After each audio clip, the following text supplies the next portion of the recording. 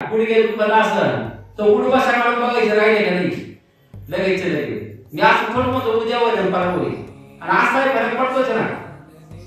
तसंच तुम्हाला आयुर्वेदिक जर घ्यायचं असेल आयुर्वेदिक समजा तुमची शारीरिक आरोग्य प्रार्थना झाली ध्यान झाली साधना झाल्या सगळं झालं आयुर्वेदिक घ्यायसाठी नंबर लावायची गरज नाही। किंवा समजा औषधी घ्यायची तर नंबरची काय गरज नाही। समजा गुडघ्यात घ्यायचं असेल तुम्हाला औषध डायबिटीज असेल मानसिक व्याप असेल लिव्हरचा किडनीचा काही प्रॉब्लेम असेल शारीरिक कोणताही असेल त्याच्यावर आयुर्वेदिक असतं। आयुर्वेदिक घ्यायसाठी नंबरची गरज नाही। काही औषध घ्यायला नंबर लावतात नाही दारूवाला नंबर लावा म्हणजे त्याला सक्ती त्याला 1100 रुपये पावती आहे त्याला नंबर लावून थांबायचा आहे।